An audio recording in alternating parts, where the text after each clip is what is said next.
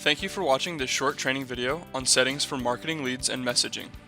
In this video, we will touch on different preferences found within each of these sections.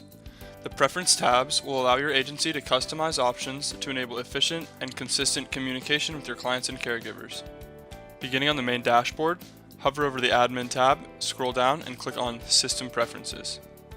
You will already start in the Marketing and Leads section, so go ahead and click Add New under the Business Settings. You can input your business's address, including the city, state, and zip code right here. You can always add a new one and remove.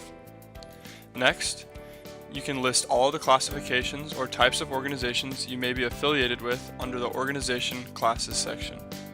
So I've input some examples here for you, just to show you what you may want to put there. And then moving on, list all classifications and types of contacts you work within the next section here. So these are just all the contacts, see every type of user pretty much. And then go ahead and just add all the reasons you may use for when a client or lead didn't work out.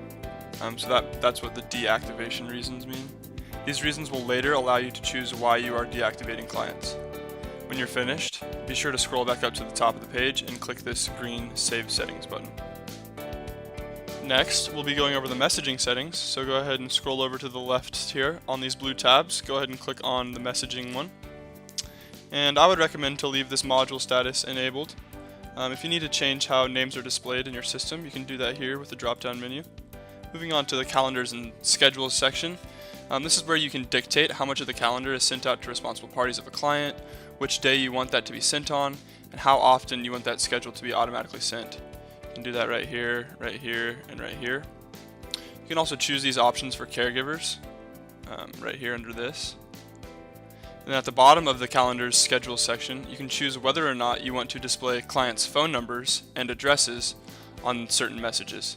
So you can enable that option right here if you choose to do so.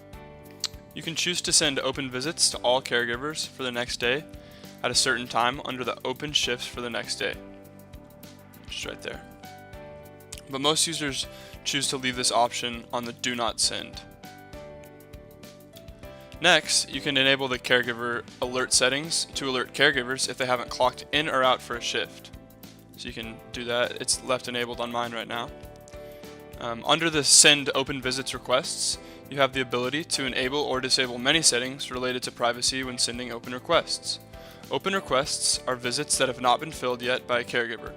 You can choose to show client phone numbers and client addresses on these open requests. If you enable Show User Acknowledgement of Accepted, you will receive a notification when a caregiver accepts the shift. If you enable Show User Acknowledgement if declined, you will receive a notification when a user declines the open visit request.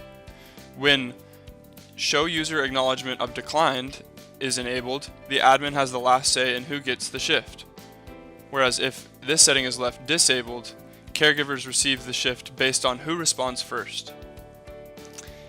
At the bottom here, in the Advanced Settings section, you can further customize how you communicate within your system. The first option allows you to set a default email to receive responses from messages. If left blank, whichever Access Care administrator sent out that email, their address will be used to respond to. Input your company's name in the From Name section, right here.